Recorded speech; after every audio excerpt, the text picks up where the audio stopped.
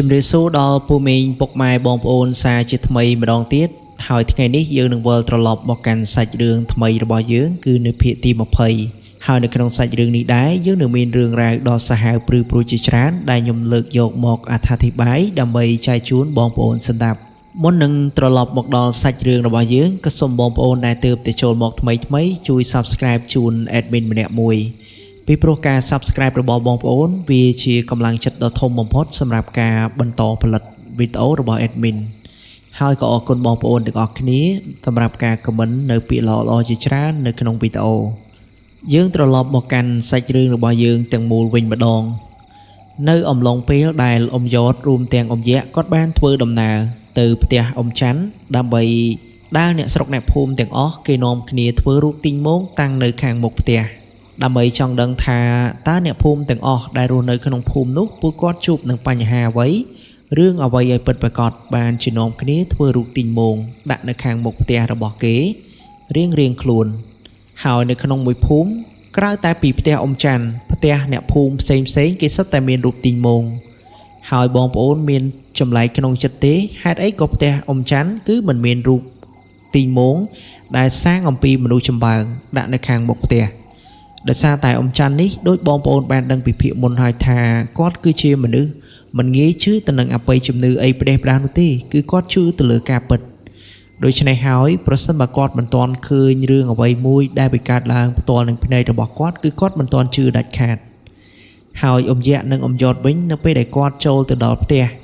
អ៊ំច័ន្ទក៏គាត់បានសួរដំណើរដើមតងតាក់ទងទៅនឹងរឿងនេះដែរ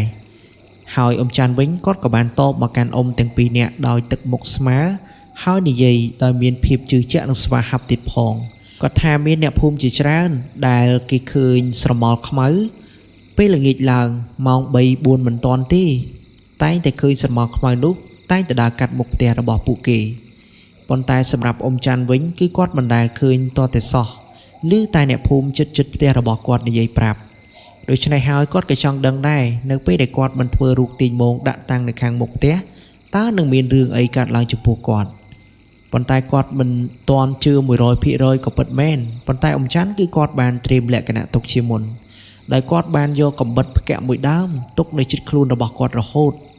ការពារប្រសិនបើដូចអ្វីដែលអ្នកភូមិគេនិយាយមែន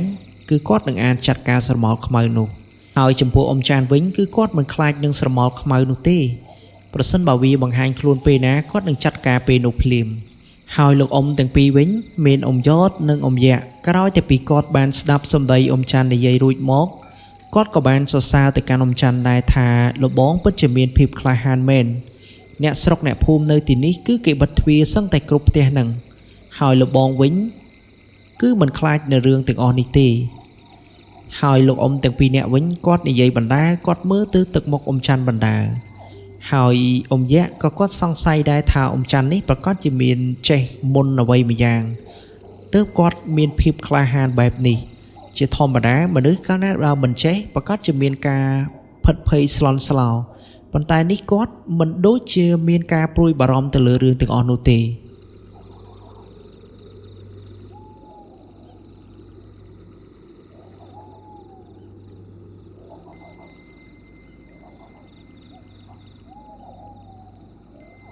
ហើយអ៊ំយៈវិញគឺគាត់អង្គុយបណ្ដាគាត់គិតបណ្ដាពេលនោះគាត់ក៏បានប្រើវិធីដើម្បីសាកល្បងអ៊ំច័ន្ទដែរដើម្បីចង់ដឹងថាអ៊ំច័ន្ទនេះគាត់ចេះមុនវិជាអាគមពិតប្រាកដឬអត់បានជាគាត់មានភាពក្លាហាននិងស្មារតីមោះមុតបែបនេះទាំងដែលរឿងកើតឡើងនោះអ្នកស្រុកអ្នកភូមិគេភ័យស្លន់ស្លោគ្រប់តែគ្នានឹងប៉ុន្តែគាត់វិញធ្វើដូចមិនមានរឿងអ្វីកើតឡើងតតែសោះហើយអ៊ំយៈវិញពេលដែលសម្លឹងទៅកាន់អ៊ំច័ន្ទក៏ឃើញស្នាមសាក់ដែលជាប់ទៅលើស្បែករបស់គាត់ដែរដូច្នេះហើយបានជាគាត់សង្ស័យថាប្រកាសជាអ៊ំច័ន្ទចេះអ្វីមួយយ៉ាងហើយដែលគាត់មិនបង្ហាញគ្រាន់តែថាដែលអ្វីដែលអ៊ំយៈគិតនោះ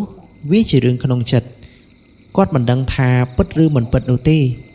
ដូច្នេះហើយគាត់ត្រូវតែរកវិធីមួយយ៉ាងដើម្បីឲ្យអ៊ំច័ន្ទបញ្ចេញនៅវិជារបស់គាត់មកខាងក្រៅហើយពេលនោះអ៊ំយៈគាត់ក៏បាននឹកឃើញរឿងមួយ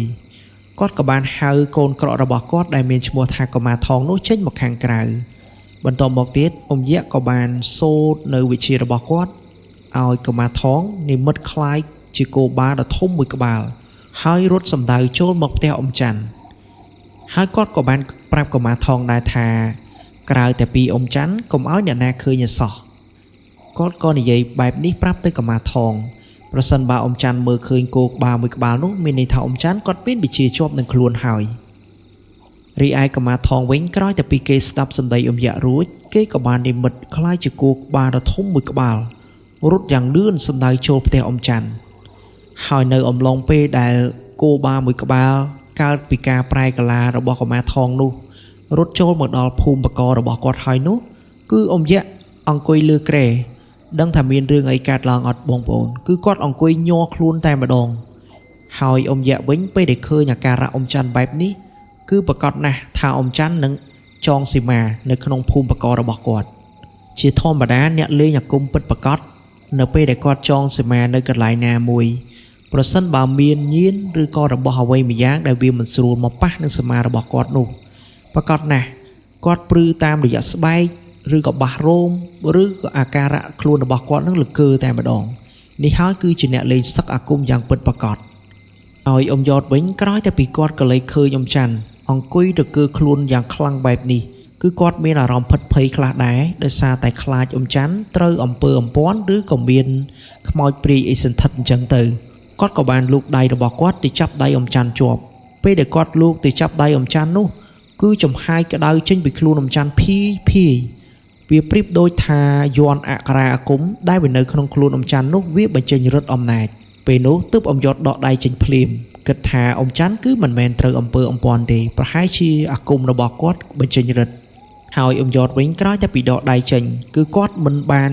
និយាយអ្វីទៅអ៊ំច័ន្ទទេគាត់អង្គុយមើលអ៊ំច័ន្ទដោយសារតែគាត់ដឹងថាប្រកាសជាមានអ្វីម្យ៉ាងមកសាកឬក៏មកលគាត់ហើយរីឯគោបាដែលកើតចេញពីកុមារថងកូនអ៊ំយ៉ាក់ប្រែកាឡាវិញនៅពេលដែលវារត់យ៉ាងលឿនមកដល់តែអ៊ំច័ន្ទគឺវាធ្វើកាយវិការដូចលោតមកបុកទង្គិចអញ្ចឹងប៉ុន្តែតាមពិតទៅនេះគ្រាន់តែជាការសាកល្បងប៉ុណ្ណោះហើយអ៊ំច័ន្ទវិញគោនោះរត់មិនទាន់ដល់ខ្លួនគាត់ផងគឺគាត់បានធាក់អ៊ំយ៉ាក់ទម្លាក់ពីលើគ្រែដោយសារអីដោយសារតែខ្លាចអ៊ំយ៉ាក់មើលមិនឃើញហើយគាត់មើលឃើញត្រូវគោនោះបុកគ្រោះថ្នាក់ដោយសារតែគាត់មិនដឹងថាផែនការដែលអ៊ំយ៉ាក់ធ្វើនេះចង់សាកគាត់ទេគឺគាត់មានបំណងជួយសង្គ្រោះអ៊ំយ៉ាក់ទៅវិញហើយអ៊ំយ៉ាក់វិញក្រោយតែពីអ៊ំច័ន្ទធាក់គាត់ធ្លាក់ពីលើគ្រែនោះ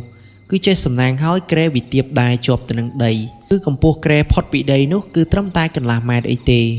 គឺគ្រែរបស់គាត់ទាបមែនទែនហើយអ៊ំយ៉ាក់វិញគាត់ក៏មិនបានរងរបួសអីធ្ងន់ដែរដោយសារតែអ៊ំច័ន្ទគាត់ធាក់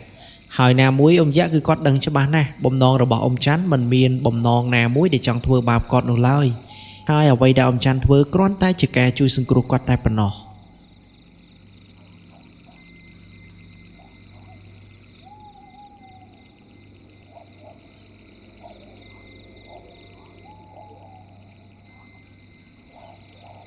ហើយអ៊ំយ៉តវិញគាត់ឆ្ងល់ខ្លាំងណាស់មិនក៏អ៊ំច័ន្ទធាក់អ៊ំយ៉ាក់ទម្លាក់ពីលើគ្រែបែបនេះពេលនោះអ៊ំយ៉តគាត់ក៏បានសួរទៅកាន់អ៊ំច័ន្ទថាមិនក៏លបងធាក់ពុកម៉ាក់របស់ខ្ញុំ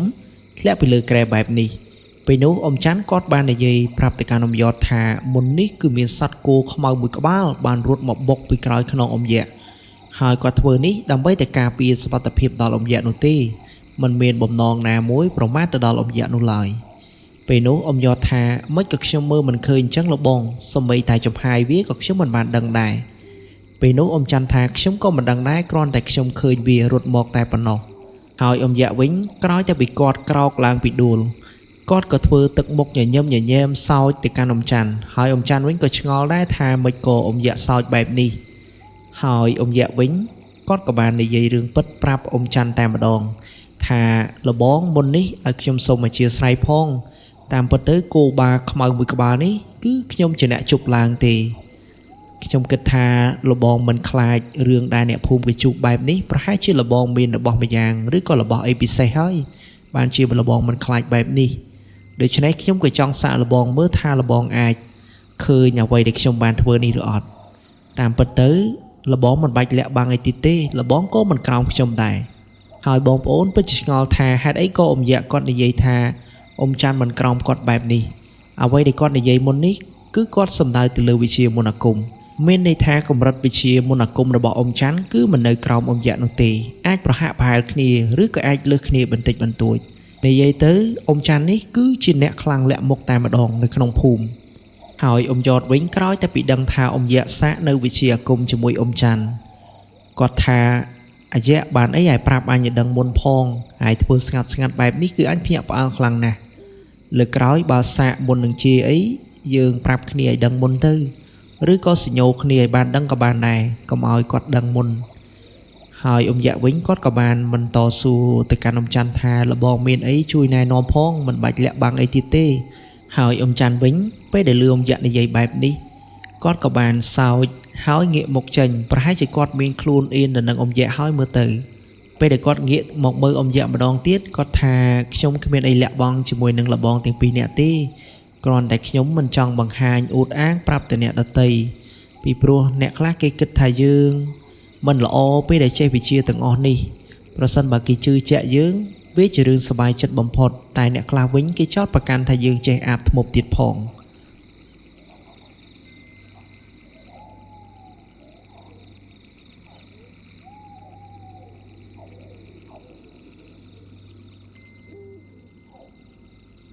នោះអ៊ំយ៉តគាត់ក៏បានតបទៅកាន់អ៊ំច័ន្ទថាពាក្យសម្ដីដែលលបងនិយាយមុននេះគឺខ្ញុំមិនឯកភាពទាំងស្រុងនោះទេដោយសារតែសម័យកាលឬក៏ពេលវេលានេះគឺពួកយើងមិនអាចនៅលាក់មុខដូចមុនទៀតទេណាមួយអ្នកស្រុកអ្នកភូមិគេកំពុងតែជួបទុក្ខផងប្រសិនបើយើងមិនធ្វើអ្វីមួយដើម្បីជួយសង្គ្រោះពួកគេប្រកាសណាស់វិញ្ញាណកំណាចដែលអ្នកស្រុកអ្នកភូមិគេឃើញប្រកាសជាធ្វើបាបដល់ពួកគេជាក់ជាមិនខាន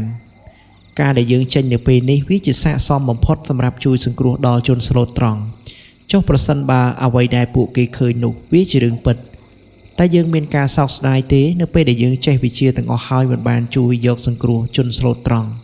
ហើយអ៊ំច័ន្ទវិញក្រោយតែពីគាត់បានស្ដាប់សម្ដីរបស់អ៊ំយ៉តណែនាំទៅកាន់គាត់ហើយគឺគាត់អង្គុយស្មឹងស្មាតប្រឹងតែម្ដងនៅលើគ្រែពីឯអ៊ំយៈវិញឃើញអ៊ំច័ន្ទគាត់អង្គុយស្មឹងស្មាតបែបនេះគាត់ក៏យកដៃរបស់គាត់ទៅប៉ះក្បាលជង្គង់អ៊ំច័ន្ទហើយគាត់និយាយថាលបងអើយមិនបាច់លាក់នៅវិជាទីទេណាមួយខ្ញុំទាំងពីរនាក់ក៏ឃើញថា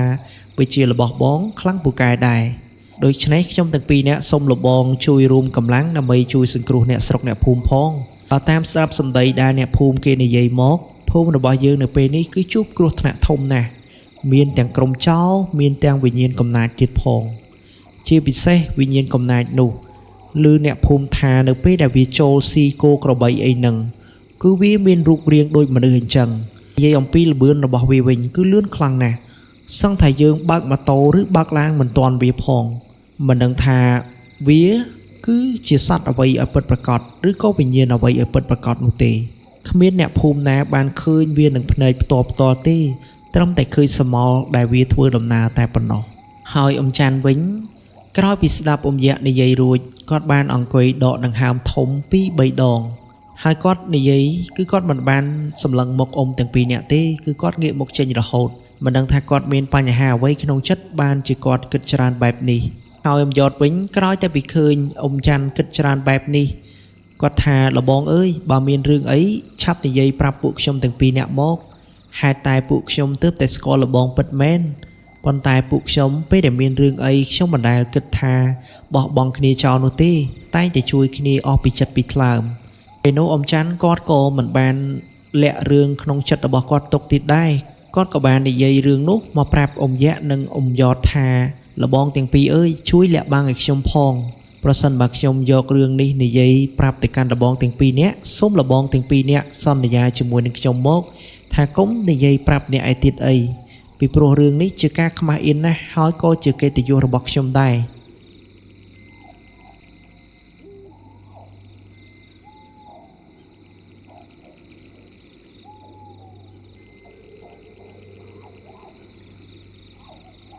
ហើយលោកអ៊ំទាំងពីរនាក់វិញក្រោយតែពីអ៊ំច័ន្ទគាត់បានឲ្យអ៊ំទាំងពីរនាក់ជួយលាក់ការសម្ងាត់បែបនេះអ៊ំយៈនិងអ៊ំយ៉តគាត់ក៏បានតបទៅកាន់អ៊ំច័ន្ទវិញថាមិនន័យទេលបងពួកខ្ញុំទាំងពីរនាក់នឹងជួយលាក់ការសម្ងាត់ជូនលបងមិននិយាយឲ្យខ្ចាត់ខ្ចាយរឿងនេះទៅណាទៀតនោះទេហើយពួកខ្ញុំទាំងពីរនាក់ក៏សុំសន្យាជាមួយនឹងលបងថា ពេលដែលលបងនិយាយប្រាប់ខ្ញុំហើយគឺពួកខ្ញុំនឹងជួយដោះស្រាយលបងទោះបីមានរឿងអីក៏ដោយខ្ញុំនឹងជួយលបងទៅតាមលទ្ធភាពដែលពួកខ្ញុំទាំងពីរនាក់អាចធ្វើបានហើយអ៊ំច័ន្ទវិញក្រោយតែពីអ៊ំទាំងពីរនាក់គាត់និយាយថាលាក់ការសម្ងាត់ជូនគាត់ក៏ចាប់ផ្ដើមនិយាយរឿងនោះប្រាប់ទៅកាន់អ៊ំទាំងពីរនាក់ដោយលម្អិតថា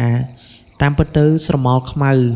ដែលវាតែងតែដើរអុកលុកអ្នកស្រុកអ្នកភូមិឲ្យមានការផិតភ័យខ្លាចបែបនេះថ្មោលនោះគឺជាកូនរបស់ខ្ញុំទេណាមួយពីមុនវាបានសុំរៀនវិជ្ជាអាគមតពីខ្ញុំប៉ុន្តែខ្ញុំមិនចង់ឲ្យវារៀននោះទេ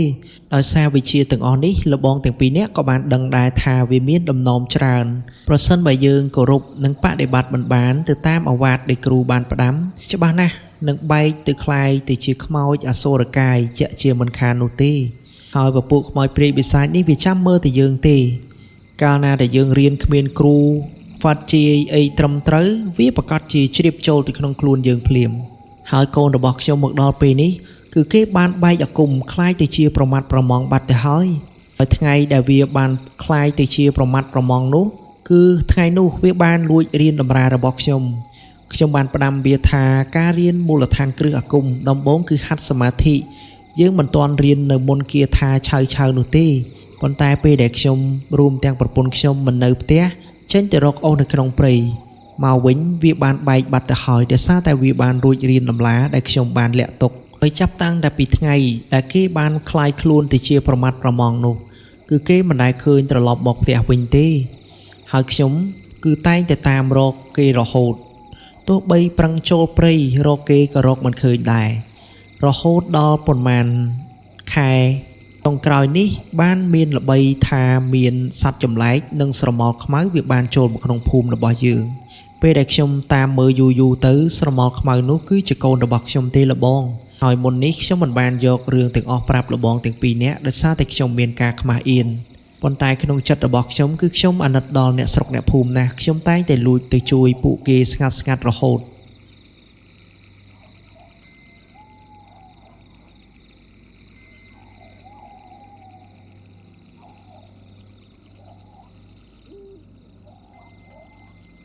ហើយរឿងមួយទៀតគឺខ្ញុំមិនបានដាក់រូបទីមងដោយផ្ទះអ្នកភូមិឯទៀតនោះក៏ដោយសារតែ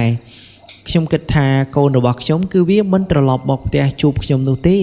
ទើបខ្ញុំមិនបានធ្វើរូបទីមងសាងពីចម្បាំងដាក់នៅមុខផ្ទះដោយគេបែបនេះហើយអាការៈរបស់គេវិញឲ្យតែថ្ងៃសិលដឹងតែគេធ្វើទុកខ្លាំងហើយមានថ្ងៃមួយខ្ញុំនិងម្ដាយរបស់គេបានចូលទៅក្នុងព្រៃតាមរកគេពេលនោះគឺគេបានបង្ហាញខ្លួននៅក្រោមដើមឈើធំមួយហើយមុខរបស់គេវិញប្រឡាក់សុទ្ធតែឈាមហើយគេមានចង្កូមវែងទៀតផងពេលដែលខ្ញុំឃើញរូបរាងគេបែបនោះខ្ញុំនិងម្ដាយរបស់គេសឹងតែធ្លាក់ថ្លើមហើយដបងពីព្រោះខ្ញុំមានការអាណិតអាសូរកូនជាខ្លាំងដែលវាคล้ายខ្លួនទៅជាបិសាចបែបនេះហើយតាំងតែពីពេលនោះមកគឺខ្ញុំបានខិតខំសិក្សាស្រាវជ្រាវរកវិធីដើម្បីជួយគេប៉ុន្តែនៅតែរកមិនបានមើលទៅអ្វីដែលគេកើតនេះប្រហែលជាគេមានកម្មពៀពីជាតិមុនហើយ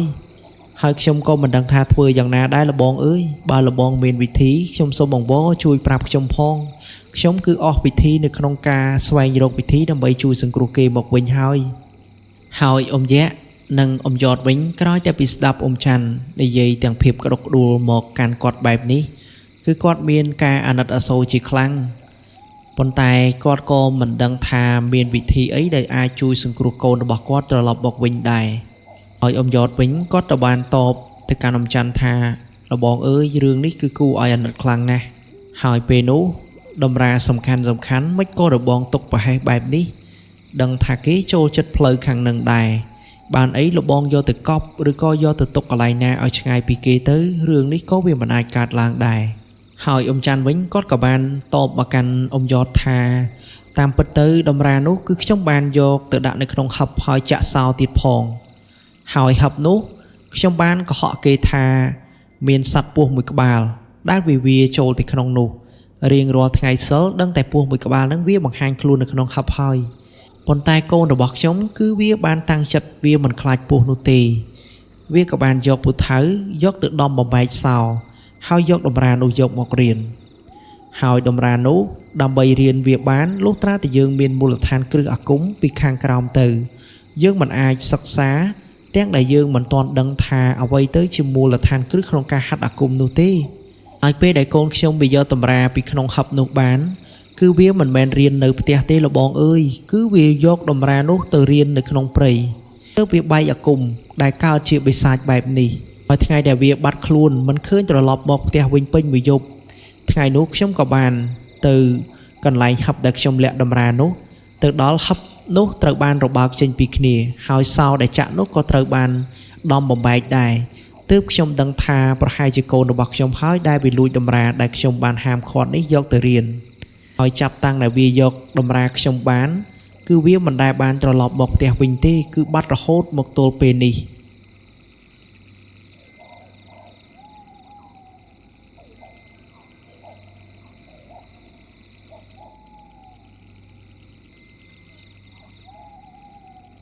ហើយអ៊ំច័ន្ទវិញក្រោយតែពីគាត់នឹកដល់រឿងនេះគឺគាត់ពិបាកចិត្តខ្លាំងណាស់ហើយពេលនោះអ៊ំយៈគាត់ក៏បានបន្តនិយាយទៅលើកទឹកចិត្តអ៊ំច័ន្ទថារឿងទាំងអស់នេះវាមិនមែនសុកវាកើតឡើងដោយឯងនោះទេលបងវាសុទ្ធតែមានហេតុផលនិងបច្ច័យរបស់វាច្បាស់លាស់ទៅពីកើតឡើងជាធម្មតាសត្វលោកទាំងគេទាំងខ្ញុំទាំងបងទាំងអស់សុទ្ធតែកើតឡើងដោយសារតែអំណាចបុណ្យនិងអំណាចកម្មទាំងពីរនេះគឺវាស៊ីសងគ្នាទេហើយរឿងដែលកើតឡើងចំពោះកូនលបងនេះកាលណាវាកើតបែបនេះប្រកាសជាមានវិធីដោះស្រាយរបស់វាហើយរបងកុំពិបាកចិត្តអីគង់តែពេលណាមួយយើងអាចដោះស្រាយបាននោះទេហើយរឿងឥឡូវនេះគឺយើងរំកល់ចិត្តឲ្យបាននឹងហើយយើងធ្វើយ៉ាងណាជួយសង្គ្រោះអ្នកស្រុកអ្នកភូមិពីការធ្វើបាបរបស់កូនលបងសិនទៅវិធីនេះទេទើបអាចជួយឲ្យគេអាចរំលោះកម្មរបស់គេបានខ្លះប្រសិនបើយើងមិនបានទប់ស្កាត់គេទាន់ទេច្បាស់ណាស់គេនឹងសម្លាប់គោក្របីក៏ដូចជាអ្នកស្រុកអ្នកភូមិនៅទីនេះកម្មរបស់គេនឹងកើនឡើងរហូតគេមិនអាចមានថ្ងៃរំដោះខ្លួនគេឲ្យរួចពីកញ្ញាំបិសាចទេហើយនៅពេលដែលលោកអ៊ំទាំងពីរនាក់កំពុងតែអង្គុយជជែកគ្នានោះស្រាប់តែប្រពន្ធរបស់អ៊ំច័ន្ទគាត់ជិះកង់ហើយមានទាំងចានស្រាក់ទៀតផងមិនដឹងថាគាត់ត្រឡប់មកពីណានោះទេហើយអ៊ំយ៉តនិងអ៊ំយ៉ាក់វិញក្រោយតែពីកលេចឃើញអ៊ំស្រីក៏ធ្វើដំណើរដែលមានចានស្រាក់ភ្ជាប់នឹងខ្លួនបែបនេះគាត់ក៏បានសួរទៅកាន់អ៊ំច័ន្ទថាលបងថ្ងៃនេះគឺជាថ្ងៃសិលមែនទេខ្ញុំអត់ដឹងសោះនេះពេលនោះអ៊ំច័ន្ទគាត់ក៏បានតបមកកាន់អ៊ំយ៉ាក់និងអ៊ំយ៉តថាថ្ងៃនេះមិនមែនជាថ្ងៃសិលអីទេលបងជាថ្ងៃធម្មតាទេតែប្រពន្ធរបស់ខ្ញុំហេតុតែគាត់ចង់ជួយសង្គ្រោះកូននិងក្តីអាណិតអាសូរដល់កូនគឺគាត់បានទៅដាក់បាតនៅឯវត្តចិត្តនេះទេពីព្រោះនៅទីនេះខាងក្រោយភូមិបន្តិចហ្នឹងគឺមានវត្តចាស់មួយដែលសល់តាំងពីជំនាន់ដើមឯណោះហើយនៅក្នុងវត្តនោះគឺមានលោកតាមួយអង្គដែលលោកចាំភាសានៅទីនោះខ្ញុំគិតថាមានតែវិធីនេះទេដែលអាចជួយសង្គ្រោះកូនបានមានតែការខិតខំធ្វើបុណ្យដាក់ទានទេទើបអាចឲ្យកូនខ្ញុំរួចត្រឡប់ពីក្រញាំបិសាចវិញបានហើយអ៊ំយ៉ាក់និងអ៊ំយ៉តវិញក្រោយតែពីស្ដាប់អ៊ំច័ន្ទគាត់បាននិយាយរឿងរ៉ាវប្រាប់ហើយក៏គាត់កើតនៅការអាណិតអាសូរជាខ្លាំងហើយងាកមកប្រពន្ធរបស់អ៊ំច័ន្ទវិញពេលដែលគាត់រៀបចំទុកដាក់កង់របស់គាត់អីរួចហើយនឹងគាត់ក៏បានដើរមកជម្រាបសួរអ៊ំយ៉ាក់និងអ៊ំយ៉តដែរហើយលោកអ៊ំទាំងពីរវិញគាត់ក៏បានជម្រាបសួរទៅកាន់អ៊ំស្រីដែលជាប្រពន្ធអ៊ំច័ន្ទវិញប៉ុន្តែពួកគាត់មិនបានសួររឿងអីច្រើននោះទេដោយគាត់ដឹងថាអ៊ំស្រីគាត់កំពុងតែពិបាកចិត្តផងកាលណាតែសួរគាត់អំពីរឿងនេះប្រកាសជាដូចដាស់អារម្មណ៍គាត់មកវិញអញ្ចឹងនាំតែគាត់ឈឺចាប់ទេហើយអ៊ំស្រីនោះគឺគាត់មិនបានស្គាល់អ៊ំយ៉ាក់និងអ៊ំយ៉តពីមុនមកទេដោយសារតែលោកអ៊ំទាំងពីរនាក់នេះនៅតែផ្ទះពួកអឿនមិនដែលបានចេញមកលេងដល់អ្នកស្រុកណាម្នាក់ឡើយហើយគាត់មកពេលនេះក៏ដោយសារតែចង់ស៊ើបដំណឹងពីសមោលខ្មៅដែលចូលមកក្នុងស្រុកភូមិដែលវាធ្វើទុកបុកម្នេញបំភ័យលងបន្លាចនិងកាប់សម្លាប់សត្វគោក្របីហើយអ៊ំស្រីវិញគាត់ក៏បានសួរមកកាន់អ៊ំយ៉ាក់និងអ៊ំយ៉តថាលបងទាំងពីរនាក់ជាមិត្តភក្តិពុកម៉ាក់របស់ប្តីខ្ញុំមែនតាំងពីមុនមកខ្ញុំមិនដែលឃើញលបងទាំងពីរនាក់មកលេងទីនេះទេពេលនោះអ៊ំច័ន្ទថាមិនមែនទេគាត់ទាំងពីរនាក់គឺជាអ្នកដែលមកឡើងផ្ទះក្មួយអឿនកាលពីខែមុនឯណោះហើយពួកគាត់ទាំងពីរនាក់មិនបានតន់ត្រឡប់ទៅផ្ទះវិញអីនោះទេដោយសារតែជាប់ជួយអ្នកស្រុកអ្នកភូមិនៅទីនេះយាយវាឯងក៏ដឹងដែរថាភូមិយើងមួយរយៈនេះគឺកើតរឿងចម្លែកណាស់មានទាំងចោរប្លន់ផងមានទាំងរឿងហេតុភេទផ្សេងផង ហើយលបងទាំងពីរអ្នកនេះខ្ញុំណែនាំឲ្យយាយឯងស្គាល់គេនេះគឺចេះវិជាអាគមខ្លាំងពូកែណាស់លបងទាំងពីរអ្នកនេះគេអាចជួយអ្នកស្រុកអ្នកភូមិយើងបានហើយលបងទាំងពីរអ្នកមកផ្ទះយើងក៏ដោយសារតែចង់សួរព័ត៌មានមួយចំនួនពីខ្ញុំដែរដើម្បីជួយរកវិធីយ៉ាងណាជួយសង្គ្រោះដល់អ្នកស្រុកអ្នកភូមិ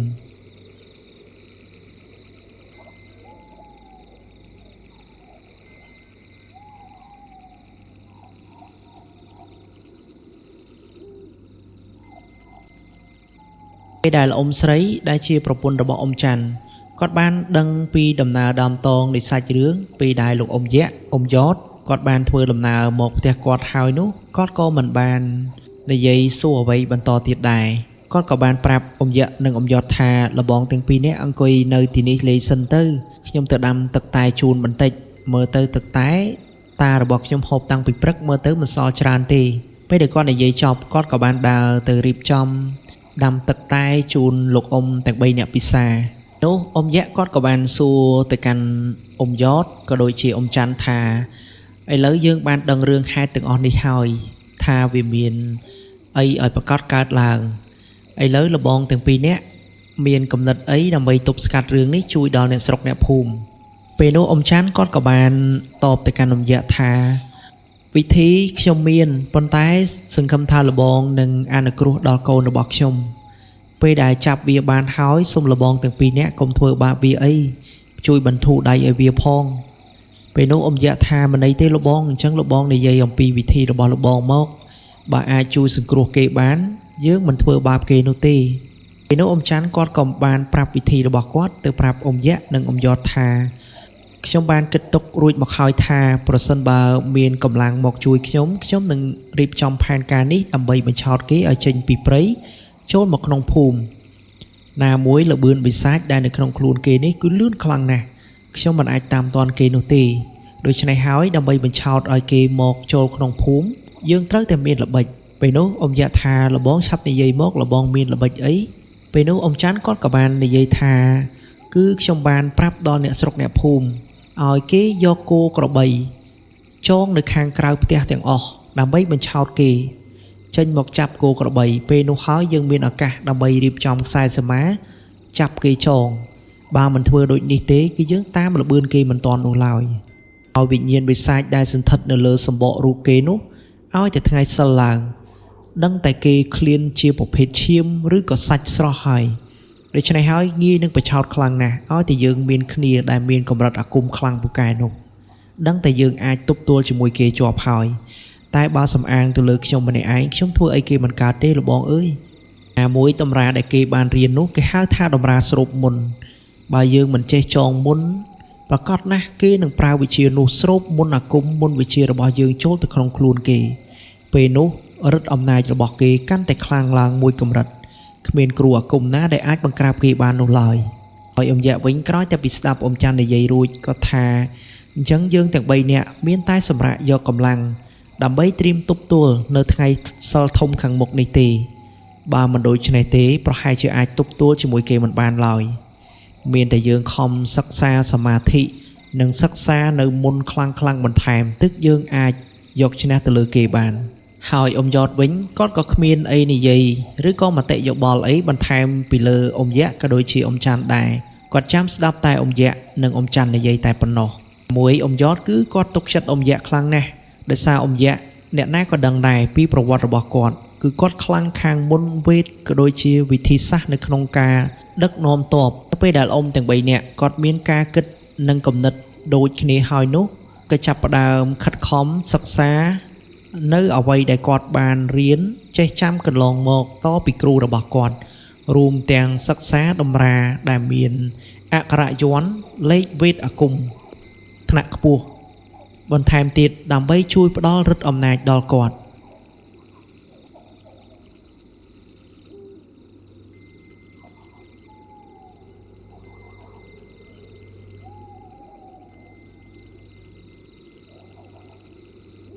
ហើយអ៊ំយៈនិងអ៊ំយ៉តវិញក្រោយតែពីគាត់និយាយជាមួយនឹងអ៊ំច័ន្ទរួចហើយ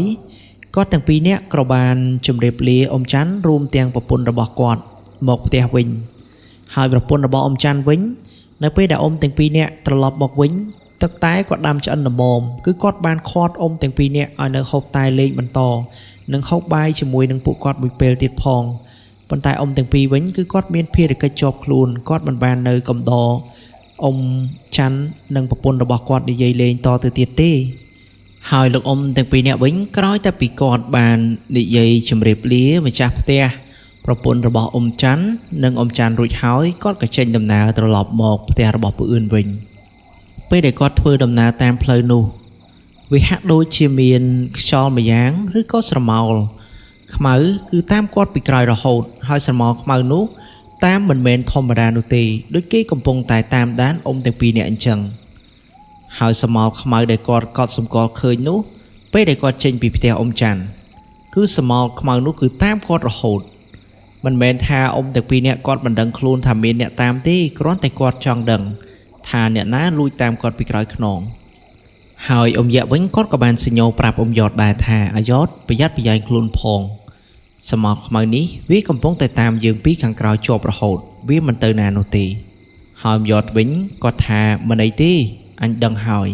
ទៅដល់ខាងមុខបន្តិចរកវិធីចាត់ការវាសាកមើលហើយអ៊ំទាំងពីរនេះគឺគាត់ដើរមិនលឿនទេនៅពេលដែលគាត់ដឹងថាមានស្រមោលខ្មៅតាមគាត់ពីខាងក្រោយនោះគឺគាត់ដើរយឺតហើយភ្នែករបស់គាត់ចេះតែក្រឡេកងាកមកខាងក្រៅរហូតការពារវាលោបវាយប្រហារទាំងដែលមិនដឹងខ្លួនពេលដែលដើរដល់ខាងមុខបន្តិចអ៊ំយ៉ាក់គាត់ក៏បានសញ្ញោភ្នែកទៅអ៊ំយ៉តថាយើងឆាប់ប្រើមុនបំបាំងកាយទៅចាំមើលថាវាមើលយើងឃើញទៀតឬក៏អត់ពេលនោះអ៊ំយ៉ាក់គាត់ក៏បានយកកូនកថាចេញពីថង់យាមរបស់គាត់បន្ទាប់មកទៀតគាត់យកមកបៀមនៅក្នុងមាត់ហើយអ៊ំយ៉តវិញក៏ដូចគ្នាដែរ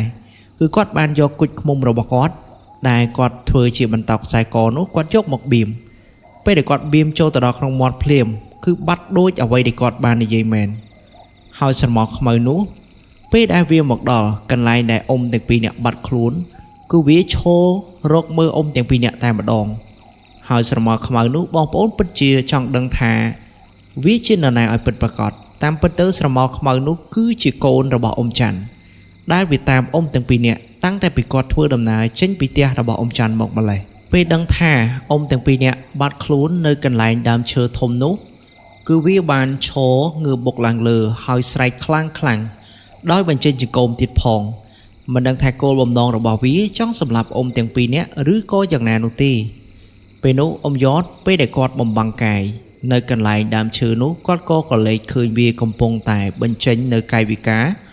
ដូចជាកំពុងរកវាយប្រហារគាត់ហើយគាត់ក៏និយាយជាមួយនឹងអ៊ំយ៉ាក់ថាពុទ្ធោអើយមើលទៅរូបរាងរបស់វាគឺគួរឲ្យខ្លាចខ្លាំងណាស់ប្រសិនបើអញបានជួបនៅពេលយប់ហើយឃើញទិដ្ឋភាពបែបនេះអីពិតជាលុះព្រលឹងជាក់ជាមិនខាននោះទេហើយអ៊ំយ៉ាក់វិញក្រោយតែពីគាត់ស្ដាប់អ៊ំយ៉តនិយាយចប់អ៊ំយ៉ាក់ថាអញក៏ដូចគ្នាដែរមើលទៅមុខវាគឺអាក្រក់ខ្លាំងណាស់គឺសុទ្ធតែដំបៅតែម្ដងហើយខោអាវរបស់វាវិញគឺរហែករញ៉េរញ៉ៃនិយាយរួមទៅគឺគួរឲ្យព្រឺក្បាលខ្លាំងមែនតើ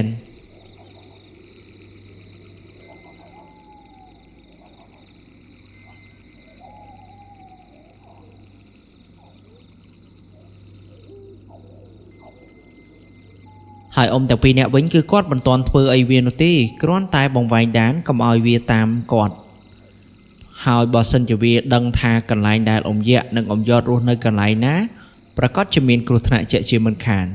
វាប្រកាសជាទៅលបវាយប្រហារអ្នកដែលនៅក្នុងផ្ទះហើយជាពិសេសគឺពួកអឿនគឺគាត់មិនចេះមុនវិជាការអីដូចអ៊ំយ៉ាក់អ៊ំយ៉តអ៊ំវ៉នឬក៏នីដាមនោះឡើយ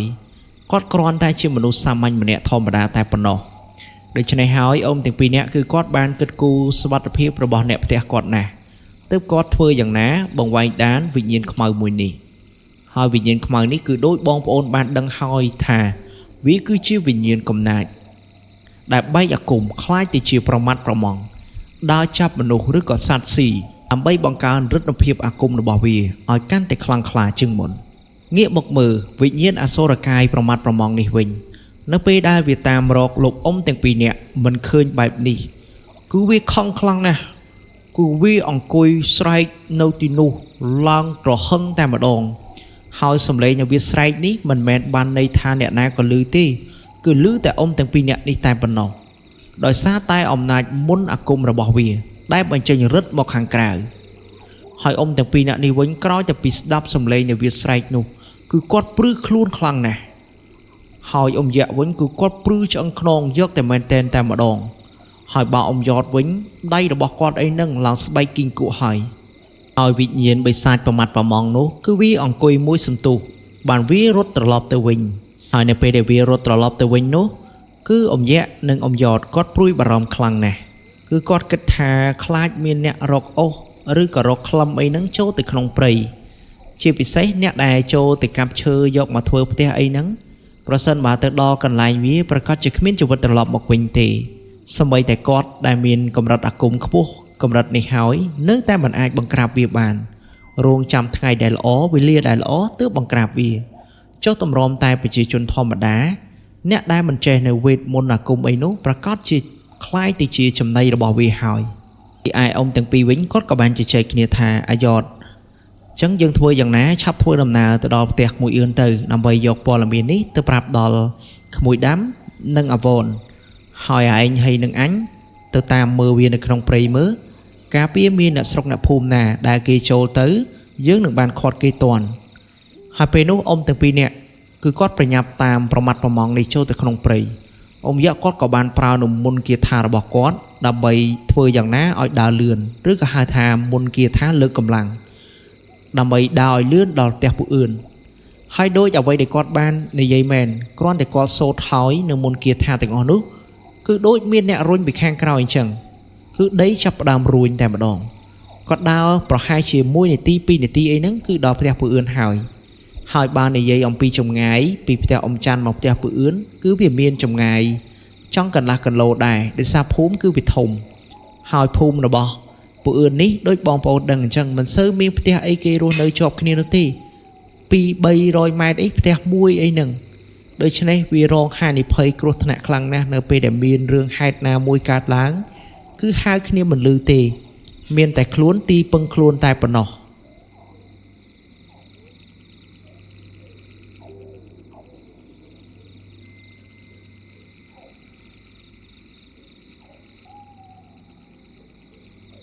ហើយអ៊ំយៈនិងអ៊ំយ៉តវិញនៅពេលដែលគាត់ធ្វើដំណើរចូលទៅដល់ក្នុងផ្ទះពួកអឿនភ្លាម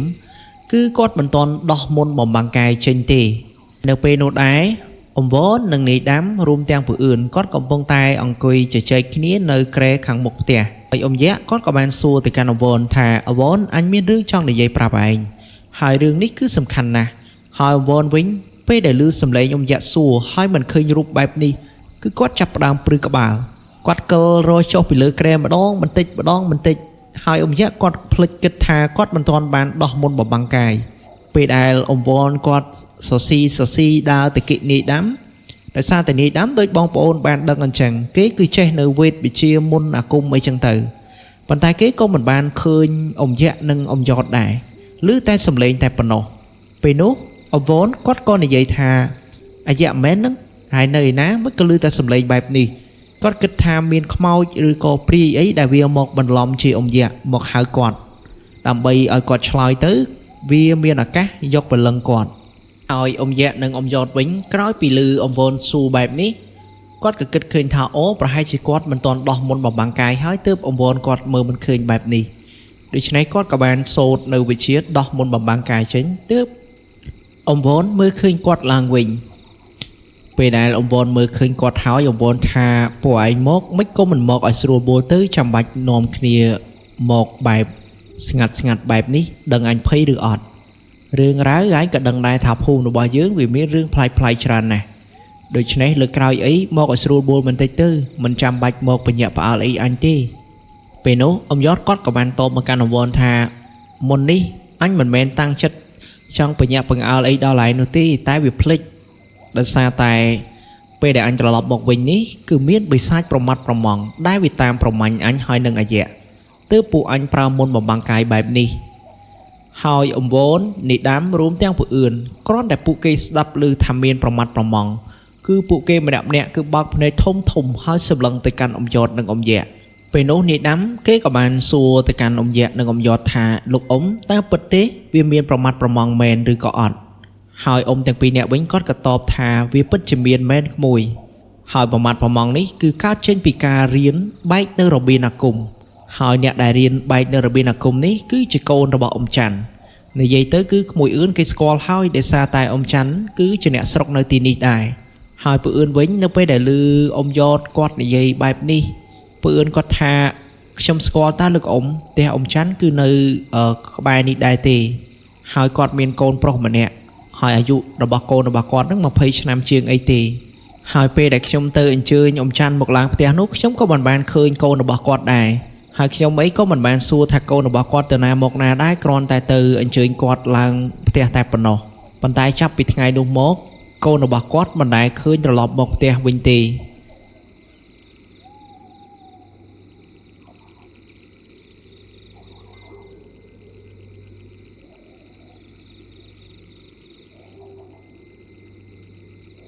រីឯនាយដាំវិញគេក៏បានបន្តនិយាយជាមួយនឹងអ៊ំយ៉ាអ៊ំយ៉តរួមទាំងអ៊ំវននិងពូអឿនថាបើតាមបទពិសោធន៍ដែលខ្ញុំបានដឹងត្រួសនៅពេលដែលខ្ញុំរៀនវិជ្ជាអាគមជាមួយនឹងលោកគ្រូរបស់ខ្ញុំលោកគ្រូគាត់ក៏បាននិយាយរឿងរ៉ាវ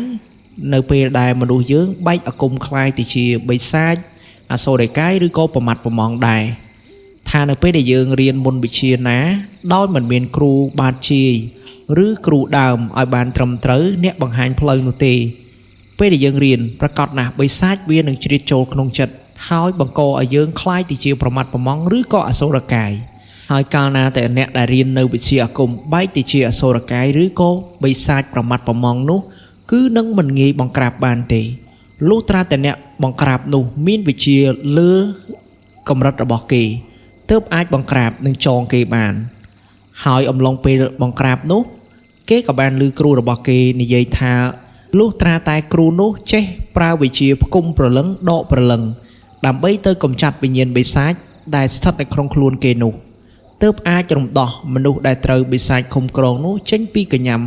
អសូរកាយឬក៏ប្រមាត់ប្រមងនោះបានពេលដែលនាយដាំនិយាយចប់អ៊ំយ៉ាក់និងអ៊ំយ៉តគាត់ក៏បានតបថាវាពិតមែនហើយក្មួយ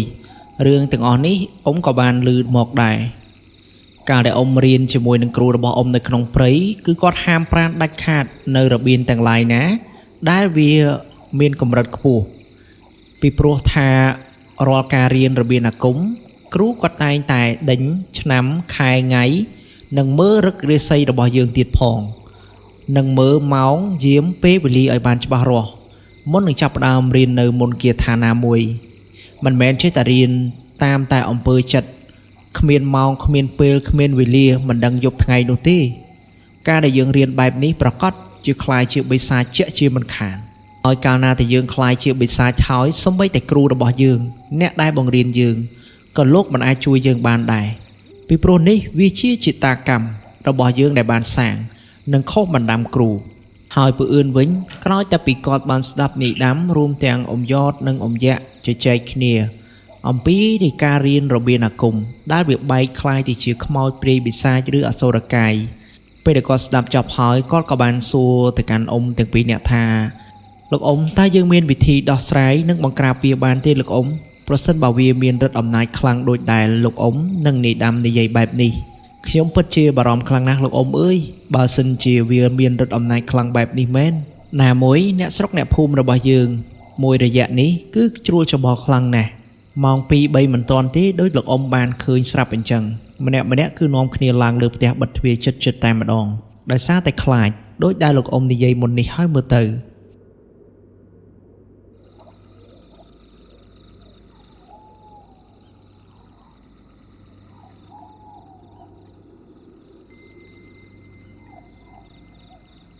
ហើយពេលនោះដែរអ៊ំយ៉ាក់គាត់ក៏បានតបមកកាន់ពូអឿនថាដូចដែលក្មួយនិយាយមុននឹងអញ្ចឹងអ្នកស្រុកអ្នកភូមិគឺគេតែងតែឃើញស្រមោលខ្មៅម៉ោង 5-6 មិនទាន់ទេគឺស្រមោលខ្មៅនោះវាចេញបង្ហាញខ្លួនទាំងមេឃភ្លឺតែម្ដងហើយបើពេលយប់វិញថែមទាំងមានភ្លើងប៉ុនចង្អេរហោះទៀតផងដូច្នេះហើយអ្នកស្រុកអ្នកភូមិមកដល់ពេលនេះគឺគេធ្វើរូបទីងមងដាក់នៅតាមមុខផ្ទះព្រាតតែម្ដងដោយសារតែគេគិតថារូបទីងមងនេះអាចបណ្ដេញចង្រៃឬក៏វិញ្ញាណអាក្រក់ចេញពីភូមិបករបស់គេបានតែតាមពិតទៅអ្វីដែលគេគិតនោះវាមិនមែនពិតដូចអ្វីដែលគេបានធ្វើនោះទេគ្រាន់តែថាគាត់មិនដឹងគាត់ចេះតែធ្វើបែបនេះទៅណាមួយគាត់ក៏បានស្ងប់ក្នុងចិត្តដែរ ប្រសិនបើគាត់មិនធ្វើទេក្នុងចិត្តរបស់គាត់ប្រកាសជាដេកមិនលក់ទេពេលយប់ឡើងហើយណាមួយបិសាចប្រមាត់ប្រមងនេះវាមិនទាន់ដល់ដំណាក់កាលដែលវាអាចចាប់មនុស្សស៊ីនៅឡើយវាគ្រាន់តែចាប់គោក្របីអ្នកនៅក្នុងភូមិតែប៉ុណ្ណោះហើយបើតាមដែលអ្នកភូមិឬក៏អ៊ំច័ន្ទដែលជាឪរបស់គេនិយាយថាល្បឿនរបស់ប្រមាត់ប្រមងនេះគឺលឿនខ្លាំងណាស់ប្រសិនបើម៉ូតូល្មមអីហ្នឹងគឺបើកមិនទាន់វានោះទេដោយសារតែបិសាចដែលនៅក្នុងខ្លួនវានោះវាជាអ្នកបញ្ចេញឫទ្ធិអានុភាពហើយរូបរាងរបស់វាវិញគឺអ៊ំពីអ្នកអាយ៉តគឺបានឃើញច្បាស់ណាស់ក្មួយអើយនៅពេលដែលវាតាមអ៊ំហើយនឹងអាយ៉តចេញពីផ្ទះអ៊ំច័ន្ទនោះគ្រាន់តែអ៊ំទាំងពីរនាក់ចេញផុតតែពីផ្ទះអ៊ំច័ន្ទ 4-10 ម៉ែត្រអីហ្នឹងស្រាប់តែមានស្រមោលខ្មៅតាមអ៊ំពីខាងក្រោយហើយពេលដែលវាតាមអ៊ំនោះអ៊ំក៏បានដឹងខ្លួនដែរពីអ្នកអាយ៉តអ៊ំក៏បានប្រើមន្តគាថាបិទបាំងដើម្បីកុំឲ្យវាមើលឃើញបាននិយាយអំពីរូបរាងវាវិញគឺគួរឲ្យខ្លាចខ្លាំងណាស់មានដំបៅនៅលើស្បែករលេះរលួយហើយមានជង្គង់ទៀតផង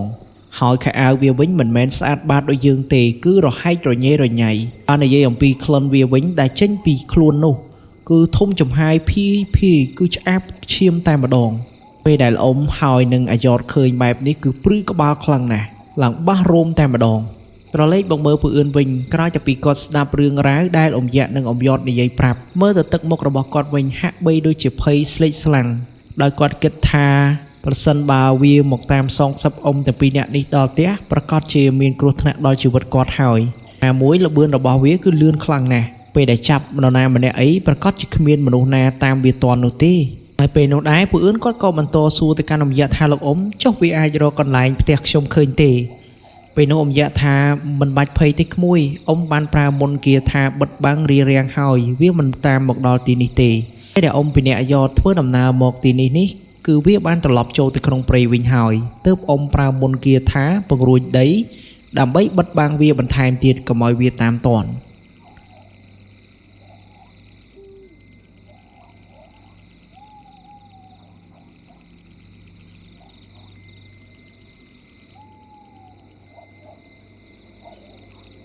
ពូអឿនក្រោយតែពីស្ដាប់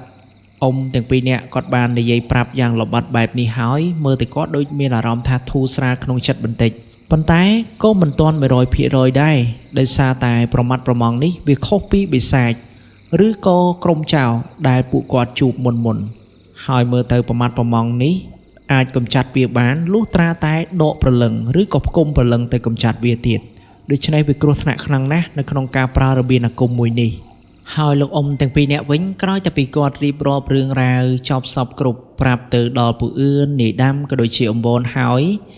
គាត់ក៏បានសួរអ្នកនៅក្នុងផ្ទះនោះថាពេលនោះអ៊ំយ៉ាក់គាត់ក៏សួរថាតើមានអ្នកណាស្ម័គ្រចិត្តទៅប្រមាញ់បិសាចប្រមាត់ប្រមងជាមួយនឹងអ៊ំទេពីឯនាយដាំពូអឿនរួមទាំងអ៊ំវ៉នគឺស្ងាត់ឲ្យជ្រាបតែម្ដងមើលទៅម្នាក់គឺគិតយកតែរួចខ្លួនទេមកដល់ដំណាក់កាលនេះដោយសារតែប្រមាត់ប្រមងដូចបងប្អូនបានដឹងអញ្ចឹងមិនមែនជាបិសាចធម្មតាទេគឺជាបិសាចដែលបែកអាគមកម្រិតខ្ពស់ដូច្នេះហើយប្រសិនបើអាគមល្មមអីប្រកាសជាដូចយកជីវិតទៅចោលឲ្យគេសម្លាប់អញ្ចឹងហើយអ៊ំយ៉ាក់វិញពេលដែលគាត់សួរបែបនេះហើយគ្មាននរណាឆ្លើយតបគាត់ក៏បាននិយាយថា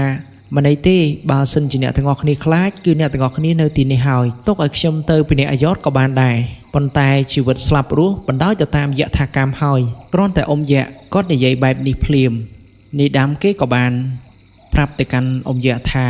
ខ្ញុំទៅជាមួយនឹងលោកអ៊ំទោះបីមានរឿងអ្វីក៏ដោយខ្ញុំត្រូវតែពុះពៀជាមួយនឹងលោកអ៊ំស្លាប់រស់ក៏ជាមួយគ្នាដែរណាមួយកំហុសខុសឆ្គងដែលខ្ញុំបានសាងពីមុនខ្ញុំយកវាមកលុបលាងទោសនៅពេលនេះទៅចោះជីវិតមុននឹងក្រោយវាគង់តែស្លាប់តែមុននឹងស្លាប់ក៏គប្បីធ្វើជាប្រយោជន៍ដល់អ្នកចំនួនក្រោយដែរសង្ខារគឺមិនទៀងនោះទេគ្រាន់តែវាមិនទាន់ដល់វេនយើងតែប៉ុណ្ណោះមុននឹងក្រោយគង់តែផ្លូវទៅតែមួយដូច្នេះអ្វីដែលខ្ញុំអាចលះបង់នៅថ្ងៃនេះបានខ្ញុំនឹងខិតខំប្រឹងប្រែងបំពេញវាឲ្យអស់ពីលទ្ធភាពហើយអ៊ំយ៉ាក់និងអ៊ំយ៉តវិញក្រោយតែពីគាត់បានស្ដាប់នាយដាំនិយាយពាក្យពេចន៍ដ៏មានអត្ថន័យនិងចាក់ដោតចំបេះដូងរបស់គាត់បែបនេះគឺគាត់មានការរំភើបនិងរីករាយខ្លាំងណាស់ដោយសារតែពាក្យនាយដាំនិយាយមកដូចដាស់តឿនគាត់មួយកម្រិតបន្ថែមទៀតពេលនោះអ៊ំយ៉ាក់គាត់ក៏បានរំលឹកអនុស្សាវរីយ៍ទៅអតីតកាលបន្តិចថាតែក្មួយបាននិយាយអំមិញនេះគឺជាពាក្យពេចន៍ដែលមានតម្លៃខ្លាំងណាស់ ដូចដែលពុកពាក់បរោះខ្មែរយើងអុកញ៉ាសឿនគុយពេលដែលលោកលះបង់ជីវិតឲ្យក្រុមចៅយួនកាប់សម្លាប់ក៏ព្រោះតែលោកចង់បដូរយកមកនៅជាតិសាសនាដែលអាចតាំងឈរមាំនៅលើទឹកដីកម្ពុជាក្រោមដែរនេះហើយគឺជាវីរភាពដ៏អស្ចារ្យសម្រាប់កុលបុត្រកុលធីតាខ្មែររបស់យើងដែលអាចរៀនសូត្រយកតម្រាប់តាមលោក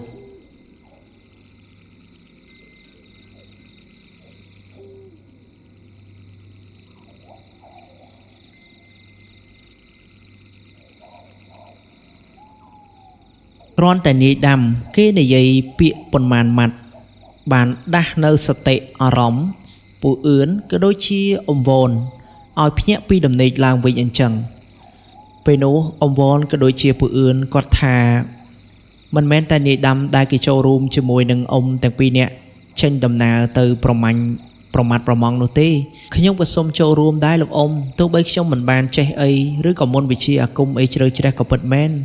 យ៉ាងហោចណាស់ក៏បានជួយអ៊ំបានខ្លះដែរទៅតាមអ្វីដែលខ្ញុំអាចធ្វើបានហើយអ៊ំវនវិញគាត់ក៏បន្តនិយាយជាមួយនឹងអ៊ំយៈថាអ្វីដែលក្មួយដាំនិយាយមុននេះគឺអញបានស្ដាប់ច្បាស់ណាស់គឺវាមានអត្ថន័យខ្លាំងណាស់ហើយក៏អរគុណក្មួយដាំដែរដែលបាននិយាយពាក្យនេះចេញមកអាយៈអើយអញបានគិតក្នុងចិត្តច្បាស់ហើយថាទីនេះភូមិនេះគឺជាផ្ទះរបស់យើងប្រសិនបើថ្ងៃនេះអញមិនចេញការពារថ្ងៃក្រោយគង់តែដល់វេនអញទេដូច្នេះមានតែកម្លាំងសាមគ្គីទេដែលអាចបង្កើតភាពជោគជ័យដ៏អស្ចារ្យបានប្រសិនបើយើងមិនសាមគ្គីនៅពេលនេះវាប្រៀបដូចកម្លាំងបិសាចវាមកបំបែកយើងអញ្ចឹងសង្ឃឹមថាដំណើរកិច្ចការមួយនេះវានឹងទទួលបានជោគជ័យហើយអ៊ំយ៉តនិងអ៊ំយៈវិញក្រោយតែពីឮអ្នកដែលនៅក្នុងផ្ទះនោះនិយាយដោយភាពស្មាហាត់និងមានភាពជឿជាក់បែបនេះគឺគាត់សប្បាយចិត្តណាស់ប៉ុន្តែគាត់វិញក៏បាននិយាយប្រាប់ទៅកាន់អ៊ំយ៉តនិងពូអឿនថាអ្វីដែលអញនិយាយមុននេះវាគ្រាន់តែជាការសាកចិត្តតែប៉ុណ្ណោះអញមិនចង់ឲ្យពួកឯងយកជីវិតទៅចោលនៅក្នុងព្រៃទេពួកឯងគឺនៅផ្ទះហើយអញទៅតែ3នាក់ក្មួយដាំហ្នឹងគឺគ្រប់គ្រាន់ហើយណាមួយអ៊ំច័ន្ទក៏ជាអ្នកមានអាគមខ្លាំងពូកែស្មើនឹងអញដែរដូច្នេះហើយ4នាក់នេះគឺល្មមដែលអាចបង្ក្រាបវាបានអវនហើយនឹងក្មួយអឿនឯងមិនបាច់ទៅអីទេនៅចាំផ្ទះទៅឯងបង្ហាញទឹកចិត្តចេញមកក្រៅដោយភាពស្វាហាប់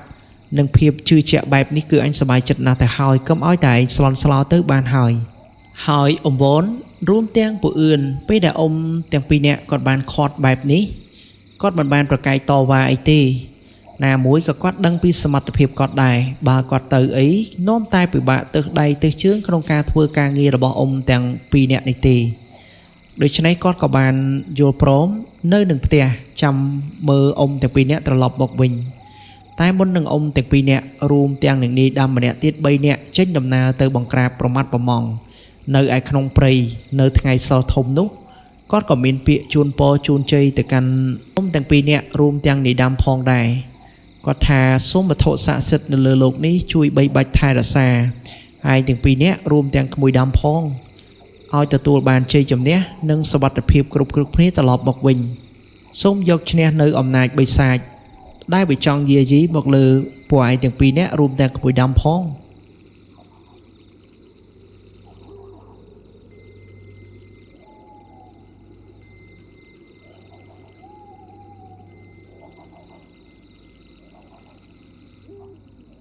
ហើយអ៊ំយ៉តនិងអ៊ំយៈវិញក្រោយតែពីគាត់ស្ដាប់ពាក្យជូនពរពីអ៊ំវនគាត់ថាពាក្យជូនពរឯងមួយនេះគឺវាមានតម្លៃខ្លាំងណាស់វាប្រៀបដូចថ្នាំទឹកដែលជួយលើកកម្លាំងចិត្តអញអញ្ចឹងហើយឯងរួមទាំងក្មួយអឿនមិនបាច់បារម្ភអីច្រើននោះទេនៅតែផ្ទះទៅអញនឹងត្រឡប់មកវិញដោយសុវត្ថិភាព3នាក់ក្មួយដាំពេលដែលអ៊ំទាំងពីរនាក់គាត់និយាយនេះគឺពួកគាត់មិនទាន់ដល់ថ្ងៃដែលចេញទៅបង្ក្រាបប្រមាត់ប្រម៉ង់នោះទេលុះត្រាតែពេលវេលាល្អគឺថ្ងៃសៅរ៍ធំទើបបិសាចនោះវាបញ្ចេញឫទ្ធិអំណាចមកខាងក្រៅពេលនោះហើយគឺជាពេលវេលាដ៏ល្អបំផុតសម្រាប់អ៊ំទាំង3នាក់រួមទាំងនាយដាំដែលអាចបង្ក្រាបវាបានហើយអ៊ំយៈនិងអ៊ំយ៉តវិញពេលដែលគាត់ចេញទៅនេះគឺគ្រាន់តែទៅតាមដានសកម្មភាពប្រមាត់ប្រម៉ង់នោះតែប៉ុណ្ណោះការពារវាចូលមកក្នុងភូមិកាប់សម្លាប់ឬធ្វើបាបដល់អ្នកស្រុកអ៊ំយ៉តវិញគាត់ក៏បានសួរអ៊ំយៈថាអាយៈឯងចាប់ផ្ដើមរៀបចំយុទ្ធសាស្ត្រផែនការដើម្បីកម្ចាត់វាទៅ ណាមួយរឿងយុទ្ធសាស្ត្រនេះគឺអញមិនពូកែដល់ឡើយទេឯងធ្លាប់ដឹកនាំទ័ពធ្វើសង្គ្រាមនៅឯជីដែនខ្មែរថៃគឺឯងប្រកាសជាចេះរៀបចំផែនការដើម្បីដឹងពេលដឹងវេលានៅក្នុងការបង្ក្រាបវាហើយជាធម្មតាដោយបងប្អូនដឹងស្រាប់អញ្ចឹងក្នុងនាមជាមេទ័ពដែលអាចដឹកនាំទ័ពបានលុះត្រាតែចេះវិធីនៅក្នុងការគ្រប់គ្រងទ័ពវិធីគ្រប់គ្រងសត្រូវ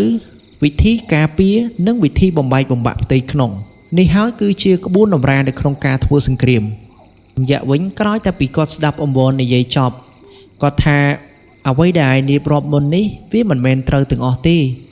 នៅក្នុងក្បួនសឹកនៅក្នុងការដឹកនាំទ័ពវាមិនមែនត្រង់ភ្លឹងដូចអ្វីដែលយើងគិតឡើយយើងចេះក្បួនដឹកនាំក្បួនគ្រប់គ្រងក្បួនបំបែកបំបាក់សត្រូវហើយប៉ុន្តែវាត្រូវមានអីថែមពីលើនឹងទៀតយុទ្ធសាស្ត្រគឺវាប្រែប្រួលទៅតាមកលៈទេសៈមានន័យថាការដឹកនាំរបស់យើងគឺប្រៀបដូចទឹកអញ្ចឹងឲ្យអង្វរវិញគាត់មិនសូវយល់នោះទេអ្វីដែលអ៊ំយ៉ាក់និយាយថាការដឹកនាំគឺប្រៀបដូចទឹកអញ្ចឹងនោះពេលនោះគាត់ក៏បានសួរមកកាន់អ៊ំយ៉ាក់ថាអ្វីទៅជាការដឹកនាំដែលវាមានការបត់បែនដូចទឹកនោះពេលនោះអ៊ំយ៉ាក់គាត់ក៏បានលើកជាឧទាហរណ៍ទៅប្រាប់អង្វរវិញការដែលយើងរៀបយុទ្ធសាស្ត្របត់បែនទៅដូចជាលបឿននៃលំហូរទឹកគឺមានន័យថា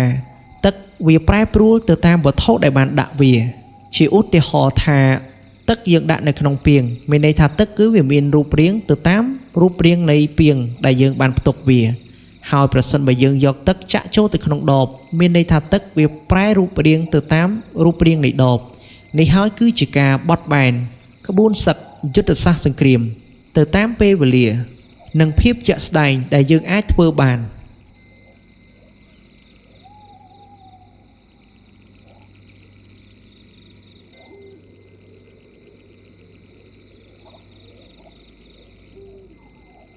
ឯអង្វរវិញក្រោយតែពីគាត់បានស្ដាប់សម្ដីដែលអ៊ំយ៉ាក់គាត់បកស្រាយរួចអំពីរបៀបរបបនៅក្នុងការដឹកនាំក៏ដូចជាគ្រប់គ្រងពេលនោះគឺអង្វរគាត់បានយល់ច្បាស់ហើយគាត់ក៏មិនមានចម្ងល់អីទៀតដែរហើយអ្នកដែលនៅទីនោះទាំងអស់ក៏គាត់កាន់តែកើនបញ្ញាបានមួយកម្រិតទៀតដោយសារតែការពន្យល់ពីអ៊ំយ៉ាក់ដែលបត់ពិសោធន៍នៅក្នុងការដឹកនាំតបរបស់គាត់យកមកចែករំលែកដល់អ្នកដែលនៅទីនោះរីឯអ៊ំយ៉ាក់អ៊ំយ៉តនិងនាយដាំវិញពួកគេទាំង3នាក់ក្រោយតែពីនិយាយចប់ក៏ចាប់ផ្ដើមរៀបចំបង្វិចនិងយកសម្ភារៈមួយចំនួនទៅតាមខ្លួនដើម្បីទៅតាមវិសាចប្រមាថប្រមងនោះនៅក្នុងព្រៃខ្លាចវាចេញមកយាយីធ្វើបាបដល់អ្នកស្រុកអ្នកភូមិនៅពេលយប់ហើយណាមួយពេលដែលពួកគាត់កំពុងតែជជែកគ្នានេះគឺម៉ោង2ចូលជិតម៉ោង3ទៅហើយពួកគេទាំង3នាក់វិញក៏ចាប់ផ្ដើមចូលទៅក្នុងព្រៃនិងលួចការពារអ្នកភូមិពេលយប់ឡើងស្ងាត់ដែរហើយពើអឿនវិញនៅពេលដែលឃើញអ៊ំទាំងពីរនាក់នៅហត់តាំងពីព្រឹកមកម្លេះគាត់ក៏បានខាត់អ៊ំទាំងពីរនាក់ថាលោកអ៊ំកុំអាចចេញដំណើរទៅអីចាំម៉ោង3ជិតម៉ោង4ចាំចេញដំណើរទៅវារៀងត្រជាក់បន្តិចណាមួយមេឃវារៀងក្តៅដែរពេលម៉ោងស្មាននេះទាំងពីរនាក់នៅពិសាតែលេងសិនទៅខ្ញុំទៅដាំទឹកតែឲ្យហូបប៉ុន្តែអ៊ំយ៉ាក់និងអ៊ំយ៉តវិញគឺគាត់មិនហូបទឹកតែអីទេគាត់ថាអរគុណឲ្យក្មួយប៉ុន្តែអ៊ំត្រូវតែទៅឲ្យបានលឿនបន្តិចណាមួយពេលដែលយើងទៅពេលថ្ងៃក៏យើងមានឱកាសនៅក្នុងការរកវាដែរប្រសិនបើទៅយប់ពេកគឺមិនងាយរកវាឃើញទេកាលណាដែលវាចូលព្រៃវាជាដែនដីរបស់វាហើយប្រសិនបើយើងមិនប្រយ័ត្នខ្លាចចូលអន្ទាក់របស់វាទៀតផងពេលដែលនិយាយបែបនេះភ្លាមនាយដាំគេក៏បានដើរទៅយកបង្វិចរបស់គេហើយនឹងរៀបចំសម្ភារៈមួយចំនួនមានទាំងកាំបិតស្នៀតមានទាំងដបទឹកមានទាំងខ្សែកកថាមានទាំងខ្សែកកោសង្កត់ទៀតផងនិយាយរួមទៅសម្ភារៈដែលគេប្រើប្រាស់ផ្ទាល់ខ្លួនឬក៏ជាគ្រឿងអាគមគឺគេយកទៅតាមខ្លួនទាំងអស់ហើយលោកអ៊ំទាំងពីរនាក់វិញដូចគ្នាដែរគឺគាត់យកថង់យាមគាត់យកកំបិតអាគមរួមទាំងកូនក្រកដែលគាត់សូនជារូបនិមិត្តនោះរួមទាំងកំភ្លើងរួមទាំងកំបិតផ្គាក់ពីរដើមទៀតផងនិយាយទៅគឺអ៊ំយ៉ាក់មួយដើមនិងអ៊ំយ៉តមួយដើមហើយនាយដើមវិញគឺអ៊ំទាំងពីរនាក់គាត់ឲ្យកាន់កំភ្លើងដែលរៀបចំបង្វិចរបស់គាត់ហើយចប់សពគ្រប់ហើយនោះគាត់ក៏បានធ្វើដំណើរចេញពីផ្ទះពូអឿនតម្រង់ដើរទៅព្រៃដែលប្រមាថប្រមងនោះវារត់គេចខ្លួនទៅពេលដែលគាត់ដើរបណ្ដើរភ្នែករបស់គាត់គឺគាត់មិនស្ងៀមនោះទេគាត់ខ្លាចមាននរណាម្នាក់អីអញ្ចឹងទៅលួចតាមមើលពួកគាត់ដោយសារតែក្នុងភូមិនោះមិនមែនមានតែប្រមាថប្រមងទេក្រុមចោរក៏មានអ្នកដែលចង់សាកនៅរបៀនអាគមក៏មានទៀតផង និយាយរួមទៅគឺចម្រោះតែម្ដងសុទ្ធតែអ្នកលេងអាគម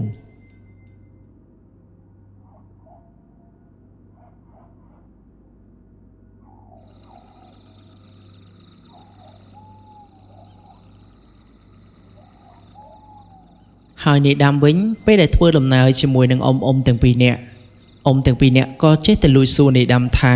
ក្មួយមានការភ័យខ្លាចឬព្រួយបារម្ភអីឬអត់ពេលនោះនាយដាំវិញគេក៏បានតបមកកាន់អ៊ំយក្សនិងអ៊ំយតថាបាទលោកអ៊ំគឺខ្ញុំមិនមានការភ័យខ្លាចអ្វីទាំងអស់ពីព្រោះខ្ញុំសប្បាយចិត្តណាស់នៅពេលដែលបានរួមដៃប្រគិស្មារួមជាមួយអ៊ំទាំងពីរនាក់ដែលអាចកម្ចាត់បិសាចនោះបានគឺខ្ញុំសប្បាយចិត្តគ្មានអ្វីប្រៀបបានទេលោកអ៊ំហើយអ៊ំយក្សនិងអ៊ំយតវិញក្រោយតែពីស្ដាប់នាយដាំនិយាយរួចគឺគាត់សប្បាយចិត្តគាត់ដើរបណ្ដើរញញឹមបណ្ដើរហើយនៅពេលដែលអ៊ំទាំងពីរនាក់រួមទាំងនាយដាំដែលគេធ្វើដំណើរទៅដល់ដើមឈើធំមួយគេក៏បានកេះអ៊ំយក្សនិងអ៊ំយតប្រាប់ថាលោកអ៊ំទាំងពីរកន្លែងនេះហើយកាលពីថ្ងៃមុនពេលដែលខ្ញុំមកទិញស្រាឲ្យលោកអ៊ំគឺឃើញបរិសម្នាក់ក្បាលត្រងោលដែលគេកំពុងតែអង្គុយនៅលើដុំថ្មមួយនេះដែលគេកំពុងតែផឹកស្រាហើយពេលនោះខ្ញុំក៏បានសុំស្រាគេយកទៅឲ្យអ៊ំទាំងពីរនាក់ពេលដែលអ៊ំយក្សនិងអ៊ំយតងាកទៅកន្លែងនោះសិតតែខ្ទមអ្នកតាតែម្ដងហើយអ៊ំយក្សនិយាយថាលោកតាម្ចាស់ទឹកម្ចាស់ដីអើយថ្ងៃនេះកូនចៅចេញទៅកម្ចាត់បិសាចដើម្បីជួយសង្គ្រោះដល់អ្នកស្រុកអ្នកភូមិសូមពឹងពរដល់ឫទ្ធិអំណាចដល់លោកតាម្ចាស់ទឹកម្ចាស់ដីដែលថែរក្សានៅភូមិបកជ័យភូមិនៅទីនេះសូមជួយបីបាច់ថែរក្សាពួកខ្ញុំទាំង3នាក់ផងហើយកុំភ្លេចយាងទៅជួយផ្ដល់ជាឫទ្ធិអំណាចនៅក្នុងការកម្ចាត់បិសាចតទៅពីគាត់និយាយបែបនេះហើយអ៊ំយក្សគាត់ក៏បានបញ្ជ្រោចទឹកនៅកន្លែងនោះពួកគាត់ទាំងពីរនាក់រួមទាំងនាយដាំគេក៏បានធ្វើដំណើរបន្តទៅមុខទៀតហើយនៅពេលដែលគេធ្វើដំណើរចេញតែពីកន្លែងទួលអ្នកតាឬក៏ដើមឈើធំនោះប្រហែលជា 4-10 ម៉ែត្រអីហ្នឹងដូចមានបរិសម្នាក់មានមាឌធំកំពុងតែដើរតាមពីក្រោយពួកគាត់ពេលដែលពួកគាត់ក្រឡេកទៅខាងក្រោយមិនបានឃើញស្រមោលឬក៏ដានអីនោះទេគឺស្ងាត់ឈឹងតែម្ដងគ្រាន់តែថាមានអារម្មណ៍ថាមានគេកំពុងតែតាមមកពីខាងក្រោយដោយសារតែអ៊ំយក្សអ៊ំយតរួមទាំងនាយដាំគេសុទ្ធតែមានវិជាអាគមដូច្នេះហើយនៅពេលដែលមានចំហាយត្រជាក់ឬក៏ញៀនអ្វីមួយដែលជាសភាវៈរូបដែលមកចិត្តខ្លួនគេគឺគេអាចដឹងដោយញៀនរបស់គេបានហើយសាច់រឿងរបស់យើងខ្ញុំសូមបញ្ចប់តែត្រឹមនេះសិនហើយយើងនឹងជួបគ្នានៅក្នុងភាគបន្តទៀតដើម្បីចង់ដឹងថាសាច់រឿងនេះវាមានរឿងរ៉ាវក៏ដូចជាមានវគ្គភ័យរន្ធត់ដ៏សាហាវព្រឺព្រួយយ៉ាងណានោះនៅក្នុងការបង្ក្រាបនៅព្រាយអសូរកាយឬក៏ហៅថាបិសាចប្រមាត់ប្រមងនេះសូមបងប្អូនរងចាំទស្សនានៅភាគក្រោយ